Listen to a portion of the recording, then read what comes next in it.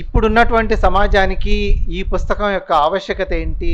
దీంట్లో ఉన్నటువంటి ముఖ్యమైన కీ ఐడియాస్ ఏ మేరకు ఈరోజు సమాజానికి అవసరం అవుతాయి అన్న విషయాన్ని నేను చెప్పడానికి ప్రయత్నం చేస్తాను.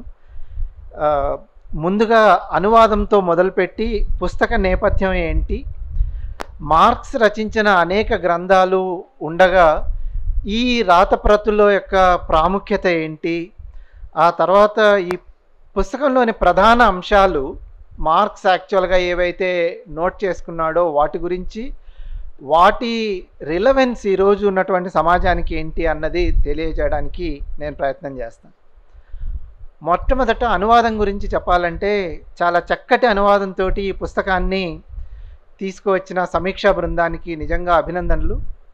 పుస్తకాన్ని నేను మొత్తం చూసినప్పుడు చాలా అంటే చాలా సూక్ష్మంగా ప్రతి చిన్న విషయాన్ని దాంట్లో క్రాస్ రెఫరెన్సింగ్ కానీ, మూలం అంటే ఒరిజినల్ సోర్స్ రెఫరెన్సెస్ ఎక్కడైతే ఉన్నాయో వాటిని అన్నిటినీ పెడుతూ, అలాగే అనువాద పదాలు ఎక్కడైతే ఉన్నాయో వాటిని ఇంగ్లీష్ పదాలు ఎక్కడ అవసరమో అవన్నీ వెనక ఒక లిస్ట్లో పెట్టడం ద్వారా పాఠకులకు ఒకవేళ తెలుగు పదాలు కొన్ని అంత స్పష్టంగా అర్థం కానప్పుడు మళ్ళా వెళ్ళి రెఫరెన్స్ చేసుకోవడం, తర్వాత క్రాస్ రెఫరెన్స్లో చాలా పుస్తకాలను మార్క్స్ యాక్చువల్గా చేసిన వాటిని కూడా దీంట్లో పెట్టడం, ఎంగెల్స్ రాసినటువంటి వాటిని కానీ, తర్వాత మార్క్స్ రాసిన కమోడిటీ ఫెటిసిజం వాటికి సంబంధించిన అనుబంధ చాప్టర్స్ కానీ వీటన్నిటినీ చాలా చక్కగా పొందుపరిచి అందుబాటులోకి తీసుకొచ్చినందుకు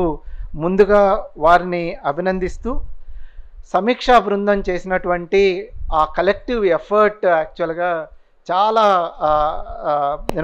కష్టమైన పని. ఎందుకంటే రెఫరెన్సెస్ అనేది చాలా చోట్ల నేను చూశాను, అవి చాలా సిస్టమేటిక్గా వెళ్ళి వాళ్ళ ఓన్ ఇంటర్ప్రిటేషన్ని తక్కువగా పెడుతూ అక్కడ ఉన్న ఒరిజినల్ ఐడియాస్ని ఎలా తీసుకురావాలి అన్న దాన్ని చేయడం అనేది చాలా అభినందనీయం. ఐ థింక్ మొట్టమొదటిగా అనువాదం గురించి నాకున్నటువంటి అభిప్రాయం ఇది. సో ఈ పుస్తకం చదవడం ద్వారా చాలా అంటే అఫ్కోర్స్ ఇంగ్లీష్లో నుండి తెలుగుకి ట్రాన్స్లేషనే కాదు, ఒరిజినల్ ట్రాన్స్లేషన్ జర్మన్ నుంచి ఇంగ్లీష్లోకి వచ్చినటువంటి వాటిని కానీ, ఫ్రెంచ్ నుంచి ఇంగ్లీష్లోకి వచ్చినటువంటి వాటి కానీ చాలా ప్రాబ్లమ్స్ ఉన్నాయి. అంటే తెలుగులోనే కాదు. ఇప్పుడు ఫర్ ఇన్స్టెన్స్ అంటే రీసెంట్గా సోషియాలజిస్ట్ బోర్ద్యూ అనే అతను తన పుస్తకాలని ట్రాన్స్లేట్ చేయడానికి ఆయనే అఫీషియల్గా ఒక ట్రాన్స్లేటర్ని పెట్టుకున్నాడు. ఆయన బాగా అతన్ని క్షుణ్ణంగా చదివి ఆయన చేస్తున్న ట్రాన్స్లేషన్ ఆయనకి నచ్చి ఆయన అఫీషియల్ ట్రాన్స్లేటర్గా పెట్టుకున్నాడు. ఆయన చేసిన మొత్తం ఒక పుస్తకం చేసిన తర్వాత బోర్ద్యూ దాన్ని డిజోన్ చేశాడు. దీంట్లో నాకు అన్ని ఐడియాస్ యాక్చువల్గా క్షుణ్ణంగా రావట్లేదు అని.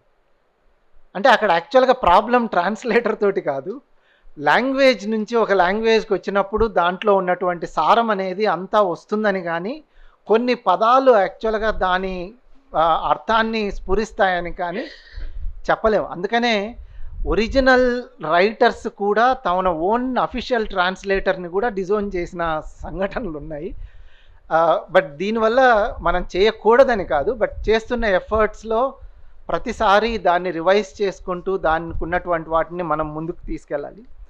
అయితే ఈ పుస్తక నేపథ్యం ఏంటి, తర్వాత ఉన్న మిగతా పుస్తకాలతో కంపేర్ చేసినప్పుడు ఈ రాతప్రతుల యొక్క ముఖ్య ఉద్దేశం ఏంటి అన్నది కొంత నేను చెప్పడానికి ప్రయత్నం చేస్తాను. 5 నెలల పాటు 1844లో ఏప్రిల్ నుంచి ఆగస్టు దాకా మార్క్స్ రాసుకున్న రాతపత్రాలు అంటే రన్నింగ్ నోట్స్, వీటిని మార్క్స్ ఏ రోజు ప్రచురించాలన్న ఉద్దేశంతో చేయలేదు. తన ఓన్ క్లారిఫికేషన్ కోసం, సొంత స్పష్టత కోసం రాసుకున్న ప్రతులు. అయితే వాటిని చదివినప్పుడు ఎంత లోతైన అవగాహన ఉంది, తర్వాత క్యాపిటల్ గ్రంథాలని రాసే ముందు దాంట్లో ఉన్నటువంటి ప్రధానమైనటువంటి అంశాలన్నీ వీటిలో మనకు అనేక రూపాల్లో అంటే కొన్ని బీజ రూపంలో, కొన్ని పరిణిత రూపంలో, చాలా రూపాల్లో ఈ మాన్యుస్క్రిప్ట్స్లో మనకు కనిపించడం జరుగుతుంది. పెట్టుబడిదారీ వ్యవస్థ గురించి, కమ్యూనిజం గురించి కీలకమైనటువంటి ఐడియాస్ అన్నీ ఈ పుస్తకంలో యాక్చువల్గా ఉన్నాయి. మేము యాక్చువల్గా సోషియాలజీ డిపార్ట్మెంట్లో ఇక్కడ హైదరాబాద్ సెంట్రల్ యూనివర్సిటీలో క్లాసికల్ సోషలాజికల్ థియరీ అనే ఒక పేపర్ యాక్చువల్గా నేను టీచ్ చేస్తాను. దాంట్లో మార్క్స్, వేబర్, డుర్కైమ్ అన్న ముగ్గురు ప్రధానమైనటువంటి థియరిటీషియన్స్ గురించి మేము చాలా ఒరిజినల్స్ యాక్చువల్గా పిల్లల చేత చదివిస్తుంటాం. మార్క్స్కి సంబంధించి 3 పుస్తకాలు యాక్చువల్గా స్టూడెంట్స్ మా యూనివర్సిటీలో ప్రతి సంవత్సరం చదువుతారు. ఒకటి ఈపీఎం, అదే economic and philosophic manuscripts, 2 capital volume 1, 3 German ideology. ఈ 3 పుస్తకాలు అంటే నేను ఎందుకు చెప్తున్నానంటే ఈపీఎం అన్నది అంటే ఈ రాత ప్రతులు ఎంత ప్రాముఖ్యత ఉంటుంది అన్నదానికి గత 25 సంవత్సరాలుగా మా యూనివర్సిటీలో ప్రతి ఇయర్ ఒరిజినల్స్ రీడ్ చేస్తున్నప్పుడు ఈ పుస్తకం అనేది ఒకటి కంపల్సరీగా ఉంటుంది. సో దాని నుండి నేను చెప్పవచ్చింది ఏంటంటే కీలకమైన ఐడియాస్ అన్నీ ఈ పుస్తకంలో ఉన్నాయి. కాబట్టి ఈ సమీక్షా బృందం దీన్ని యాక్చువల్గా తెలుగులోకి తీసుకురావడం అన్నది చాలా ముఖ్యమైనటువంటి పుస్తకం. అయితే దీని రిలవెన్స్ కూడా ఈ పుస్తకంలో చాలా చక్కగా వివరించారు. ఇప్పుడు సమీక్షా బృందం చెప్తూ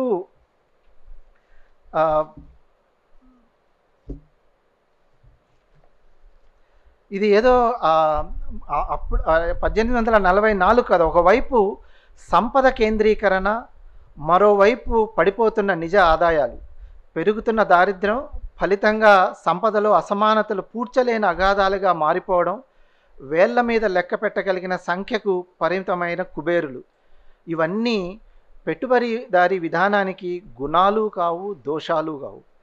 అవి ఆ విధానానికి అతి సహజమైన పెట్టుబడిదారీ లక్షణాలు మాత్రమే. చిన్నపాటి వ్యత్యాసాలతో ప్రస్తుతం ప్రపంచమంతటా అమల్లో ఉన్నది ఈ లక్షణాలతో కూడిన నయా ఉదారవాద పెట్టుబడిదారీ విధానమే.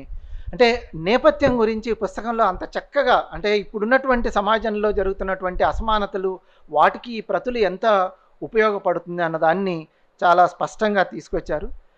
రెండవ ఐడియా నేపథ్యం గురించి చెప్పాల్సి వస్తే, సమకాలీన పరిస్థితుల్లో ఆర్థిక సంక్షోభం వచ్చినప్పుడల్లా, ప్రతి 30 ఏళ్లకు ఒకసారి సైకిల్ కానివ్వండి, 2008లో వచ్చినటువంటి పెద్ద సంక్షోభం కానివ్వండి, ప్రపంచవ్యాప్తంగా క్యాపిటలిస్ట్ క్రైసిస్ వచ్చినప్పుడు కానీ, మార్క్స్ రాసినటువంటి పుస్తకాలను రీవిజిట్ చేయడం, పునర్దర్శించుకోవడానికి కారణం ఏంటంటే, మార్క్స్ అంటే గిట్టని వాళ్ళు కానీ మార్క్స్ విశ్లేషించిన పెట్టుబడిదారీ విధానాలని త్రోసిపుచ్చలేకపోవడమే. మార్క్స్ అవలంబించినటువంటి పద్ధతి, మెథడ్ని యాక్చువల్గా డినై చేయలేకపోవడమే. ప్రతిసారి సంక్షోభం వచ్చినప్పుడల్లా ఈరోజు మార్క్స్ రాసినటువంటి రచనలను రీవిజిట్ చేస్తున్న దాన్ని చూసినప్పుడు ఈ పుస్తకం యొక్క ఈ ప్రాముఖ్యత అనేది చాలా ఎక్కువ ఉందన్నది రెండవ అంశంగా నేను చెప్పదలుచుకున్న నేపథ్యం గురించి. మూడవ అంశం ఏంటంటే, రాజకీయ అర్థశాస్త్ర సిద్ధాంతాన్ని విమర్శించే పద్ధతి, the method of political economy, మనకు ఒక ఆయుధం లాంటిది, ఒక నిర్దేశం ఇచ్చేటువంటి ఇది. ప్రస్తుతం ఉన్నటువంటి పెట్టుబడిదారీ వ్యవస్థలో అనేకమైనటువంటి ప్రశ్నలు ఈరోజు అంటే ఆల్టర్నేటివ్, అంటే చాలామంది ఈరోజు అడుగుతున్నటువంటి ప్రశ్నలు ఏంటంటే, ప్రత్యామ్నాయ శక్తులు ఎలా యాక్చువల్గా ఉద్భవిస్తాయి, కొత్త రకమైనటువంటి సమాధానాలు మనకు ఏ రకంగా యాక్చువల్గా వస్తాయి, వీటన్నిటినీ మనం యాక్చువల్గా ఆలోచించాలనుకుంటున్నప్పుడు ఈ పత్రాలు యాక్చువల్గా చాలా ఉపయోగకరంగా ఉంటాయి. సమగ్రమైనటువంటి ఆర్థిక తాత్విక రాతపత్రులు చాలా ఉపయోగకరంగా ఉంటాయి అన్న దాంట్లో ఏమాత్రం సందేహం లేదు. ఆడమ్ స్మిత్ నుంచి, డేవిడ్ రికార్డో నుంచి, థామస్ మాల్థస్ నుంచి రాసినటువంటి ఈ పొలిటికల్ ఎకానమిస్ట్ని ఏ రకంగా వాళ్ళు మార్క్స్ యాక్చువల్గా ఒక విశ్లేషణాత్మకమైనటువంటి విమర్శతోటి అన్వయిస్తూ ఒక క్రిటిక్ ఆఫ్ పొలిటికల్ ఎకానమీని డెవలప్ చేశాడు అన్నదాన్ని మనం నేర్చుకోవాలంటే ఈ పుస్తకంలో మెథడ్ అనేది చాలా స్పష్టంగా మనకు అర్థమవుతుంది. కాబట్టి ఈ 3 నేను యాక్చువల్గా చూసినటువంటి 3 నేపథ్యాలు, ఓకే, ఇవి చాలా ముఖ్యమైనటువంటి 3 నేపథ్యాలు నేను యాక్చువల్గా చూశాను. అయితే మార్క్స్ రాసినటువంటి అనేక గ్రంథాలు ఉండగా ఇది ఎందుకు, దీని ప్రాముఖ్యత ఏంటి అని ఆలోచించినప్పుడు క్యాపిటల్ అంటే పెట్టుబడి, తర్వాత కమ్యూనిస్ట్ మేనిఫెస్టో తరువాత అంతటి ప్రాముఖ్యత కలిగినటువంటి పుస్తకం ఈ రచనా పత్రాలు, రన్నింగ్ నోట్స్. యాక్చువల్గా అంత క్లియర్ కట్ ఐడియాస్ ఉన్నటువంటి పుస్తకం అనేది ఒకటి. రెండవది, ఈ రాతపత్రులు మార్క్స్ చేసినటువంటి రాజకీయ అర్థశాస్త్ర విమర్శ దిశగా చేసినటువంటి మొట్టమొదటి ప్రయత్నం ఇది. 3 సాంప్రదాయాలు, జర్మన్ తాత్విక శాస్త్రం కానివ్వండి, ఇంగ్లీష్ ఆర్థిక రాజకీయ శాస్త్రం కానివ్వండి, ఫ్రెంచ్ సోషలిస్ట్ సాంప్రదాయం కానివ్వండి, ఈ 3 సాంప్రదాయాల ప్రస్తావన ఈ రాతప్రతుల్లో చాలా క్లియర్గా కనిపిస్తుంది. అలాగే హిస్టారికల్ మెటీరియలిస్ట్ పర్స్పెక్టివ్, చారిత్రక భౌతికవాద అవగాహన, కమ్యూనిజాన్ని యాక్చువల్గా సమర్థిస్తూ రాసినటువంటి మొట్టమొదటి రచన మార్క్స్ యాక్చువల్గా దీని నుండే కనిపిస్తుంది. కాబట్టి ఈ పుస్తకం యొక్క ప్రాముఖ్యత. అయితే వీటిలో జరిగినటువంటి చాలా చర్చ మీకు అందరికీ తెలియందేం కాదు. ఇది పబ్లిష్ చేసిన తర్వాత చాలామంది దీనిపైన యాక్చువల్గా చర్చ జరిగింది. దాంట్లో 2 అంశాలు ఈ పుస్తకంలో హైలైట్ చేయడం జరిగింది. ఒకటి అల్తూజర్ చేసినటువంటి ఒక అబ్జర్వేషన్, రెండవది ఫ్రెంచ్ మార్క్సిస్ట్ లెఫెబ్ చేసినటువంటి రెండవ అబ్జర్వేషన్. అల్తూజర్ ఏమంటారంటే, మార్క్స్ని యాక్చువల్గా క్షుణ్ణంగా చూసినట్టయితే మనకు మార్క్స్ 2 విధాలుగా కనిపిస్తాడు. ఒకటి యంగ్ మార్క్స్ ఆర్ యంగ్ హెగేలియన్, రెండవది Parineeta marks are mature Marx అని. అది ఎందుకని అలా 2 ధోరణులు ఉన్నాయని అంటాడంటే, మొట్టమొదట యాక్చువల్గా మార్క్స్ చాలా వరకు హెగేలియన్ ఐడియలిజంలో ఉన్నటువంటి వాటిని లాజిక్ అంటే హెగెల్ లాజిక్ని యాక్చువల్గా చాలా వరకు అన్వయించుకుంటూ వచ్చాడు. అయితే తరువాతనే దాన్ని క్రిటిక్ డెవలప్ చేస్తూ వచ్చాడు. సో దానికి సంబంధించి అల్తూజర్ ఈ 2 విధాలుగా చెప్పినటువంటి మార్క్స్ని early Marx, late Marx or young Hegelian, mature Marx అని ఏదైతే అంటారో వాటిని మనం ఎలా చూడాలి అన్నదానికి ఫ్రెంచ్ మార్క్సిస్ట్ లెఫెబ్ ఏమంటారంటే, మార్క్స్ తొలి రచనలను ఎక్కువగా అంచనా వేయడం కానీ తక్కువగా అంచనా వేయడం కానీ 2 పొరపాటే. కీలకమైన అంశాలన్నీ ఖచ్చితంగా ఈ రాతప్రతుల్లో ఉన్నాయనుకోవడం చాలా పొరపాటు. అయితే ప్రధానమైన అంశాలన్నీ ఉన్నాయి కానీ మొత్తం మార్క్సిజం అంతా ఈ రాతప్రతుల్లో ఉంది అని అనుకోవడం తప్పు అని అంటారు. దానికి సమీక్షా బృందం రాసినటువంటి ఒక ముఖ్యమైనటువంటి ఇంటర్ప్రిటేషన్ చాలా బాగుంది. వాళ్ళు మార్క్స్ మేధో పరిణామంలో నిజానికి ఏ గొప్ప ఆలోచనాపరుని మేధో పరిణామంలో అయినా కొన్ని భావాలను కొనసాగించడం, కొన్నిటిని త్యజించడం, నూతన భావాలను రూపొందించుకోవడం కలగలిసి ఉంటాయి. అదొక నిరంతరమైనటువంటి క్రమం. అందువలన మార్క్స్ ఆలోచన ఒక సరళ రేఖలో అంటే ఒక లీనియర్గా ఉంటుందని అనుకోవడం, లేక మార్క్స్ కృషిలో ఒక జ్ఞాన సిద్ధాంతమైనటువంటి విభజన ఉంటుందనడం 2 సరికాదు. అందువలన రాతప్రతులు గురించిన చర్చ అంతా ఈ రచనలోని ప్రధాన భావాలు, అంశాలు ఏ మేరకు మార్క్సిజం, ఏ మేరకు ప్రాసంగికం అనే దాని గురించే మనము ఆలోచించాలి. సో అలా యాక్చువల్గా అంటే ఒక ఇంటర్ప్రిటేషన్ ఇచ్చేటప్పుడు కూడా చాలా స్పష్టంగా అంతకు ముందున్నటువంటి చర్చ ఏంటి, మనం దాన్ని ఎలా అర్థం చేసుకోవాలి అన్న విషయాన్ని ఈ పుస్తకంలో చాలా చక్కగా యాక్చువల్గా రాశారు. అయితే ఎక్కువ సమయం తీసుకోకుండా నేను ఒక 2-3 అంశాలని మీ దృష్టికి, ఈ పుస్తకంలో ఉన్నటువంటి ప్రధానమైనటువంటి కీ ఐడియాస్, ఇప్పటికే వీరయ్య గారు చెప్తున్నప్పుడు 2 అంశాలు చెప్పారు. ఒకటి మానవతావాదం గురించి. మార్క్స్ యాక్చువల్గా మానవతావాదం గురించి దీంట్లో చాలా స్పష్టంగా మనిషికి మూలం దైవం అనే భావన బదులు మనిషికి మనిషే మూలం అనే అవగాహనని చాలా స్పష్టంగా ఫార్ములేట్ చేశాడు. అంతకుముందు ఉన్నటువంటి డివైన్ రెవల్యూషన్ అని, అంటే సూపర్ హ్యూమన్ పవర్స్ అని, వాటికి సంబంధించిన ఎంఫసిస్ నుంచి మనిషికి మనిషే మూలం అన్నది హెగెల్ నుంచి తీసుకున్నటువంటి ఒక ప్రధానమైనటువంటి ఐడియా. అయితే సంకుచిత బూర్జువా వ్యక్తిగత ప్రయోజనాల బదులు కార్మిక వర్గం సంఘటిత ప్రయోజనం పైచేయి సాధిస్తుంది అన్నటువంటి ఒక ముఖ్యమైనటువంటి అంశం. అలాగే కార్మిక వర్గ దృక్పథంతో మనం యాక్చువల్గా సమాజాన్ని చూసినప్పుడు ఆధునిక కార్మిక వర్గమే భవిష్యత్ మానవాళికి నమూనాగా ఉంటుంది అన్న అంశాన్ని చాలా స్పష్టంగా రాసినటువంటి అంశాన్ని మనం ఈ మానవతావాదంలో యాక్చువల్గా చూడొచ్చు. అలాగే శ్రామిక విముక్తి సాధించినప్పుడు ప్రతి మనిషి శ్రమజీవి అవుతాడు. అందువల్ల ఉత్పాదక శ్రమ ఒక వర్గ లక్షణంగా ఉండడం అనేది సమసిపోతుంది. సివిల్ వార్ ఇన్ ఫ్రాన్స్ నుంచి తీసుకున్నటువంటి ఒక ఐడియాని యాక్చువల్గా చాలా స్పష్టంగా దీంట్లో ఫార్ములేట్ చేయడం అనేది ఉంది. అయితే వీటిలో ముందు దశలో కొన్ని ఐడియాసు, తర్వాత దశలో ఈ సూచనాత్మకమైనటువంటి భావాలు దాటి మనిషికి ప్రకృతికి మనిషికి ఉన్నటువంటి ఆ సంబంధాలు వీరయ్య గారు చెప్తూ ఒక అంశాన్ని అన్నాడు.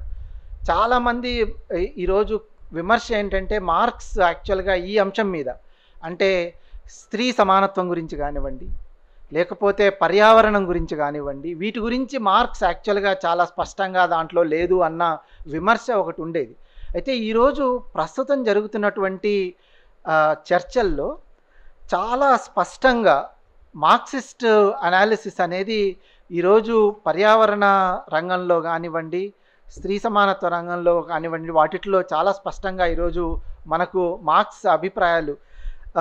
మెటబాలిక్ రిఫ్ట్ అనేది ఫాస్టర్ తీసుకొచ్చినటువంటి పుస్తకం కానివ్వండి, లేదంటే ఆంథ్రపోసీన్ క్యాపిటలోసీన్ అనే పుస్తకం జేసన్ మూర్ తీసుకొచ్చినటువంటి పుస్తకం కానివ్వండి, క్లైమేట్ అపార్థైడ్ మీద జరుగుతున్న డిస్కషన్ కానీ, ఇవన్నీ ఈరోజు మార్క్స్ రాసిన క్యాపిటల్, మార్క్స్ రాసిన ఈ ప్రతుల నుంచి ఈరోజు మళ్ళా ఒరిజినల్గా రీవిజిట్ చేస్తూ వాటి మీద చర్చ ఈరోజు పెద్ద ఎత్తున నడుస్తోంది. మీరు ఎన్వైరన్మెంట్ స్టడీస్ మీద కానీ, అర్బన్ స్టడీస్ మీద జరుగుతున్న అన్ని పరిశోధనలు ఈరోజు మార్క్స్ ప్రపోజ్ చేసినటువంటి మెటబాలిక్ రిఫ్ట్ కానివ్వండి, స్పేస్ అనాలిసిస్ కానివ్వండి, అది చాలా ప్రముఖంగా ఈరోజు కనిపిస్తుంది. ఈరోజు నాన్ మార్క్సిస్ట్ అకాడమిక్స్ కూడా చాలా ప్రముఖంగా ఈరోజు ఈ ఒరిజినల్స్ని యాక్చువల్గా తీసుకురావాల్సిన అవసరం అనేది ఉంది. సో ఇది ఒక అంశం నేను చెప్పదలుచుకున్నది. రెండవది, వీరయ్య గారు పరాయీకరణ గురించి అన్నారు. ఈ రాతప్రతుల్లో అతి ముఖ్యమైనటువంటి భావన పరాయీకరణ. అది ఐ థింక్ ఇక్కడ వచ్చినటువంటి మిత్రులందరికీ యాక్చువల్గా చాలా పరిచయం ఉన్నటువంటి కాన్సెప్ట్. మార్క్స్ యాక్చువల్గా ఆర్థికవేత్త, తాత్వికవేత్త అన్న వాటి కాకుండా మార్క్స్ ఒక సామాజిక శాస్త్రవేత్త, ఒక సోషియాలజిస్ట్ అన్నది మేము యాక్చువల్గా క్లాసుల్లో ప్రధానమైనటువంటి ఐడియా ఈ పరాయీకరణ, ఎలియనేషన్, ఎస్ట్రేంజ్మెంట్ అనే ఐడియాస్ ద్వారా మార్క్స్ యాక్చువల్గా ఈ పెట్టుబడిదారీ విధానానికి మూలం ఈ స్వంత ఆస్తి, private property, genuine social relationships యాక్చువల్గా బ్రేక్ డౌన్ కావడానికి ప్రధానమైనటువంటి కారణం ఈ private property. Abolition of private property అనేది పెట్టుబడిదారీ వ్యవస్థను యాక్చువల్గా మార్చడానికి అదొకటే ప్రధానమైనటువంటిది. సో ఈ ఐడియాస్ చెప్తున్నప్పుడు మార్క్స్ యాక్చువల్గా ఒక పరిణితి చెందినటువంటి ఒక సోషియాలజిస్ట్గా మేము యాక్చువల్గా అక్కడ ఎక్స్ప్లెయిన్ చేస్తున్నాం. వాటిని పరాయీకరణలో చాలా ఐడియాస్ యాక్చువల్గా ఉన్నాయి. నేను ఆ బేసిక్ ఐడియాని ఇక్కడ చెప్పను, ఎందుకంటే ఇక్కడ అందరికీ తెలిసినటువంటి కాన్సెప్ట్ కాబట్టి. అయితే దీంట్లో ఈ ఐడియా ఏదైతే ఉందో, dead labour over living labour, అంటే ఏదైతే మనకు తన కార్మికుడు తన కార్యాచరణ నుండి, తన నుండి తాను, తన తోటి మనుషుల నుండి కూడా ఈ పరాయీకరణకు గురవుతాడు అని మార్క్స్ ఏదైతే రాశాడో, ఎలా అయితే తను చేసినటువంటి వస్తువు తన మీద యాక్చువల్గా అజమాయిషి ఆధిపత్యం చెలాయిస్తుందని చెప్పాడో, ఆ rule of dead labour over living labour అన్న పాయింట్ని కొంచెం మనం ఈరోజు ఉన్నటువంటి సమాజానికి మనం అన్వయించుకుంటే ఆర్టిఫిషియల్ ఇంటెలిజెన్స్ అనేది ఈరోజు చాలా ప్రధానంగా చెప్తున్నారు. ఈ ఆర్టిఫిషియల్ ఇంటెలిజెన్స్ కానీ, మషిన్ లెర్నింగ్ కానీ, చాట్ జీపీటీ కానీ ఈరోజు వస్తున్నటువంటి అనేకమైనటువంటివి ఇవి ఏ రోజు క్రియేటివ్ నాలెడ్జ్ని రీప్లేస్ చేయలేవు. మార్క్స్ యాక్చువల్గా ఈపీఎంలో కానీ క్యాపిటల్లో కానీ చాలా స్పష్టంగా చెప్పింది ఏంటంటే, ఒక పూర్ ఆర్కిటెక్ట్ ఒక creative kind of A honey bee, అంటే ఈ తేనెటీగలు కానీ సాలీడు కానీ అవి నిర్మించుకున్నటువంటి వాటిని కంటే కూడా చాలా ఆలోచనాపరమైనటువంటి ఒక ఆర్కిటెక్ట్ తోటి పోల్చి ఎందుకు మానవ మేధస్సు అనేది చాలా ముఖ్యమైంది అన్న విషయాన్ని మార్క్స్ ఆ రోజు dead labour over living labour అనే కాన్సెప్ట్ని ఎలా క్రిటిసైజ్ చేశాడో, ఈరోజు ఆర్టిఫిషియల్ ఇంటెలిజెన్స్ అనే దాన్ని అన్ని సమస్యలకు, రాబోయే పెట్టుబడిదారీ వ్యవస్థలో వచ్చే అన్ని సమస్యలకు ఈ కృత్రిమైనటువంటి మేధస్సు యాక్చువల్గా అన్నీ సాల్వ్ చేస్తుంది అనే ఒక రకమైనటువంటి ఫార్ములేషన్ ఏదైతే ఉందో దాన్ని మనం మళ్ళా మార్క్స్ ఒరిజినల్ ఐడియాలో యాక్చువల్గా చూసినప్పుడు క్రియేటివ్ కైండ్ ఆఫ్ నాలెడ్జ్ అనేది ఎప్పటికైనా అది మానవ మేధస్సు నుండే వస్తుంది. మానవ మేధస్సును యాక్చువల్గా మించినటువంటి కృత్రిమ వాటిని మనం ఎలా దాన్ని పెట్టుబడిదారీ వ్యవస్థ అన్వయించుకుంటూ దానికి ఉపయోగకరంగా పనిచేసేలాగా చేస్తుందో దాన్ని అర్థం చేసుకోవాలన్నది నా నా ప్రతిపాదన. సో మార్క్స్ ఏదైతే ప్రతిపాదించాడో ఆస్తిరహిత, వర్గరహిత సమాజ భావన సాధించాలని చెప్పాడో, ఈ సమీక్షా బృందం చెప్తున్నది ఏంటంటే, ఈ పుస్తకంలో ఒక స్పష్టంగా మనం స్వేచ్ఛ, సమానత్వం, వ్యక్తి సర్వతోముఖాభివృద్ధి వీటి గురించే మాట్లాడుతున్నాం, కానీ పరాయీకరణ అధిగమించడాన్ని కూడా వీటితో పాటు మనం యాక్చువల్గా చూడాలి, వీటితో పాటు చేర్చాలి అన్న ఒక ముఖ్యమైనటువంటి అంశం చాలా స్పష్టంగా ఉంది. ఐ థింక్ అది ఒకటి. అయితే ఈ పరాయీకరణలో నాకు ఇంకొక అంశం దీంట్లో ఈ పుస్తకంలో హైలైట్ చేసింది, తర్వాత దీన్ని మనం ఇండియన్ సొసైటీకి అన్వయించుకోగలిగింది ఏంటంటే కులం. ఈ పరాయీకరణ భావనని కుల వ్యవస్థకు అన్వయిస్తూ మార్క్సిస్ట్ మేధావి ముర్జాబాల్ జాల్ రాసినది, ఏది ఏమైనప్పటికీ కులం వర్ణంగాను జాతిగాను కూడా మనుషులను ఒకరి నుండి ఒకరిని వేరు చేసే వ్యవస్థ. పర్యవసానంగా మానవాళిని స్వీయ విచ్ఛేదానికి గురి చేసే పరాయీకరణ ప్రక్రియ కుల వ్యవస్థలో అంతర్భాగం. ఈ పరాయీకరణ రూపం పరిశుద్ధత, మైల, ప్యూరిటీ, పొల్యూషన్ అనే భావనలపై ఆధారపడి ఉంటుంది. ఈ అర్థంలో కులం సరాసరి మానవ పరాయీకరణ అవుతుంది. ఐ థింక్ ఇది ఈ పరాయీకరణ, ఎలియనేషన్ అనేది మనం ఎక్స్టెండ్ చేస్తూ మన భారత సమాజానికి సంబంధించింది ఈ కులం అనేది ఎలా పరాయీకరణ అవుతుంది అనే విషయాన్ని మనం ఐ థింక్ ముందుకు తీసుకెళ్ళడం అనేది చాలా ముఖ్యమైన అంశంగా నేను యాక్చువల్గా భావించాను. అలాగే ఇతర భావాలు దీంట్లో స్వంత ఆస్తి రద్దు కానివ్వండి, లేకపోతే మిగతా అంశాలు అంటే హెగెల్ నుంచి ఫ్యూర్బ్యాక్ నుంచి చాలా అంశాలు మార్క్స్ యాక్చువల్గా అంటే అన్వయిస్తూ, విశ్లేషిస్తూ, వాటిని విమర్శిస్తూ కొత్త ఒక మెథడ్ని ఏదైతే చేశాడో వాటి గురించి చాలా స్పష్టంగా మనకు అవుపడుతుంది ఈ పుస్తకాన్ని చదివినప్పుడు. ముఖ్యంగా శారీరక శ్రమ, మేధోశ్రమల మధ్య అంతరం సమిసిపోతుందని, శ్రమజీవులపై పెట్టుబడి ఆధిపత్యం తొలగిపోతుందని, శ్రమ జీవనోపాధి మార్గం కాకుండా అది జీవిత లక్ష్యంగా మారుతుందనే ఒక ముఖ్యమైనటువంటి ఐడియా ఈ రన్నింగ్ నోట్స్, ఈ మ్యానుస్క్రిప్ట్స్లో ఉంది. ఇది ఈ వైరుధ్యాల్ని ఎలా మనం అధిగమించవచ్చు, ఎలా సాధ్యమవుతుంది, ఇప్పుడున్నటువంటి ఈ సమాజంలో మనం వాటిని ఎలా ముందుకు తీసుకెళ్ళవచ్చు అనే విషయం.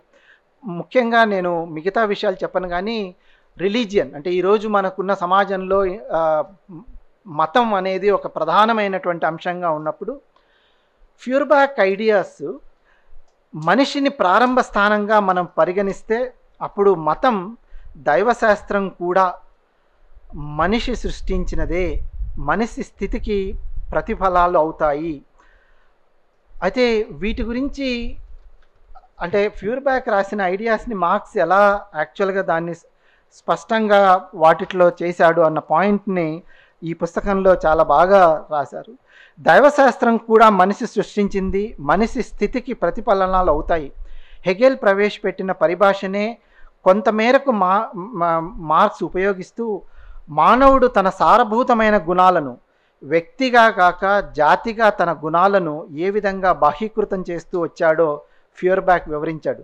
ఈ క్రమం ద్వారానే మనిషి దేవుని సృష్టించి అతన్నే సృష్టికర్తగా మార్చాడని ఫ్యూర్బ్యాక్ నిర్ధారించాడు. ఈ బాహ్యీకరణ ద్వారానే మనిషికి పరాయి అయిన దేవుడు జాతిగా మనిషి అస్తిత్వానికి, వ్యక్తిగా మనిషి అస్తిత్వానికి మధ్యస్థానం సంపాదించుకున్నాడన్నది మరో సూత్రీకరణ.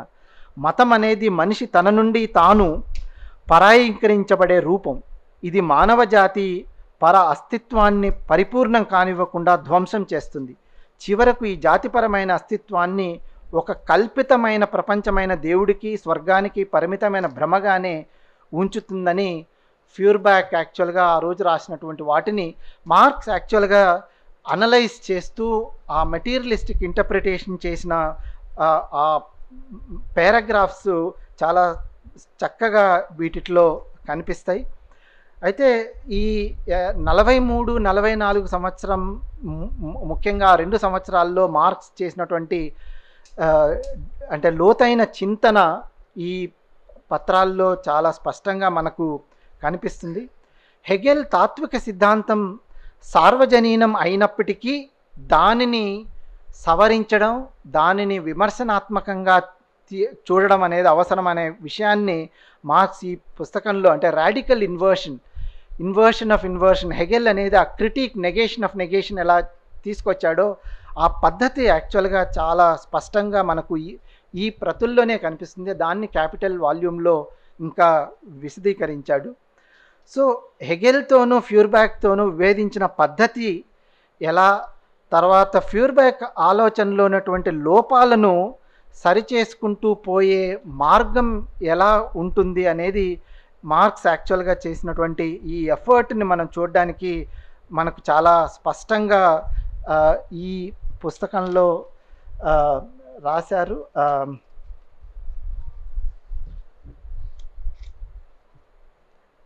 మనుషుల ఆలోచనలు వాళ్ళు నివసించే ప్రపంచం ప్రాతిపదికగా వివరించాలని దృక్పథం తేల్చి చెప్పింది. అయితే ఫ్యూర్బ్యాక్ దృష్టిలో ప్రపంచం అంటే ప్రాథమికంగా ప్రకృతేనని మార్క్స్ గుర్తించాడు. ఒక అనిర్దిష్టమైన జాతిపర అస్తిత్వం అంటే అనిర్దిష్టమైన ప్రాకృతిక పరిసరాలలో నివసించడంగా ఈ ప్రపంచం ఉంటుందని మార్క్స్ గ్రహించాడు. అయితే ఈ అవగాహన సరిపోదు. మనిషి సంఘజీవి, అయితే అనిర్దిష్ట సంఘజీవి కాదు. చారిత్రకంగా నిర్దేశితమైన నిర్దిష్ట సామాజిక పరిస్థితుల్లో మనుగడ సాగిస్తున్న, అన్నిటికీ మించి శ్రమిస్తున్న సంఘజీవి. అందువల్లనే ఈ శ్రమకున్న ఈ పాత్రను అనిర్దిష్టంగాను అసంపూర్ణంగాను హెగెల్ గుర్తించాడు. కానీ ఫ్యూర్బ్యాక్ మాత్రం దాన్ని నిర్లక్ష్యం చేశాడు. ఫ్యూర్బ్యాక్ భౌతికవాదం సూత్రప్రాయంగా హెగెల్ భావవాదం కన్నా ఒక అడుగు ముందున్నమాట నిజమే. అయితే సారంలో మాత్రం తీసికట్టుగా ఉందనడానికి ఇది ఒక నిదర్శనం. సంఘజీవిగా మనిషి నిర్వర్తించే పాత్రను నిర్లక్ష్యం చేయడం ద్వారా ఫ్యూర్బ్యాక్ ప్రపంచం గురించి ఒక అనిర్దిష్ట దృక్పథాన్ని ప్రదర్శించాడు. ఇదే పాయింట్ ఐ థింక్ మార్క్స్ అంటే మన వీరయ్య గారు కూడా చెప్తూ మార్క్స్ ఆ విమర్శను చాలా స్పష్టంగా అంటే ఈ అంతకుముందు ఉన్నటువంటి అనేక మంది తాత్వికవేత్తలు చేసినటువంటి ఆ రైటింగ్స్ అన్నిటినీ అనలైజ్ చేస్తూ వాటిల్లో ఉన్నటువంటి ఈచ్ ఆఫ్ ద అంటే ఒక సబ్స్టాంటివ్ పాయింట్ని క్రిటిక్గా తీసుకొని ఎలా డెవలప్ చేశాడు, ఒక లాజిక్ని ఎట్లా తీసుకొచ్చాడు అన్నది చాలా ముఖ్యమైనది. సో ఇలా ఐ థింక్ నేను చాలా అంశాలని యాక్చువల్గా ఈ పుస్తకంలో చూశాను. అయితే వీటన్నిటితో పాటు నేను చాలా విషయాలు ఇంకా రాశాను కానీ బట్ నేను వీటితో ఒకే ఒక అంశాన్ని చెప్పి నేను ముగిస్తాను, ఎందుకంటే మిగతా వక్తలు కూడా ఉన్నారు కాబట్టి. అంటే ఇప్పుడున్న సమాజంలో మనకు మార్క్సిస్ట్ సిద్ధాంతం కానీ, ఈ ప్రధానమైనటువంటి గ్రంథాలు కానీ ఏ రకంగా మనకు ఉపయోగపడతాయి? ఎందువల్ల మనం ఇది యాక్చువల్‌గా ఇంకా ప్రజల్లోకి తీసుకెళ్ళాలి? మనం యాక్చువల్‌గా జనరల్ రీడర్స్‌కి మనం దీన్ని అంటే తెలుగులోను, తర్వాత అనేక భాషల్లో దీన్ని తీసుకొచ్చి దగ్గరగా ఎందుకు చేయాలి అన్న విషయాన్ని ఈ మధ్యనే ఆహ్, థామస్ పికెటీ అనే అతను ఈ వరల్డ్ ఇన్‌ఈక్వాలిటీస్ అంటే ప్రపంచంలో ఉన్నటువంటి ఆర్థిక అసమానతల గురించి యాక్చువల్‌గా చాలా అంటే ఒక పెద్ద ల్యాబ్ ఉంది. Economic lab Paris school of ఎకనామిక్స్‌లో చేస్తున్నటువంటి ఒక పెద్ద అంశం.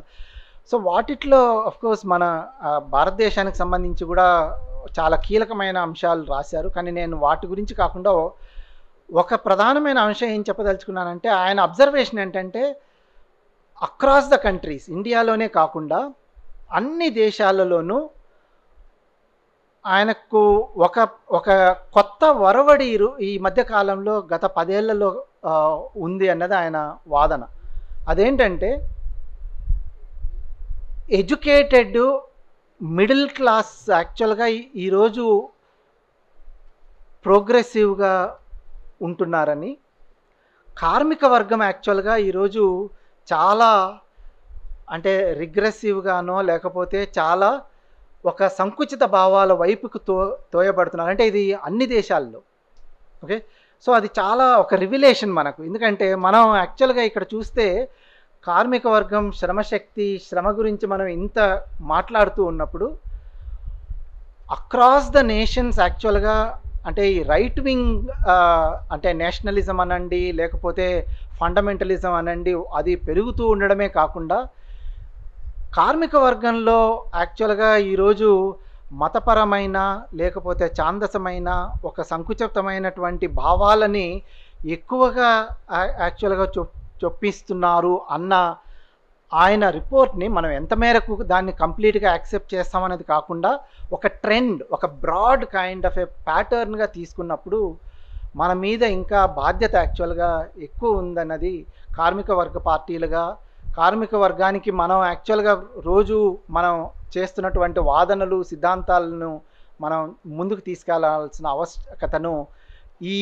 రకమైనటువంటి ప్రస్తుతం ఉన్న సిట్యుయేషన్‌ని చూస్తే ఇంకా ఎక్కువ అర్థమవుతుందని, సో ఈ పుస్తకాన్ని తీసుకొచ్చినటువంటి బృందానికి మంచి పుస్తకం, తర్వాత సుందర విజ్ఞాన కేంద్రానికి నా కృతజ్ఞతలు తెలియజేసుకుంటూ నేను ధన్యవాదాలు చెప్తున్నాను.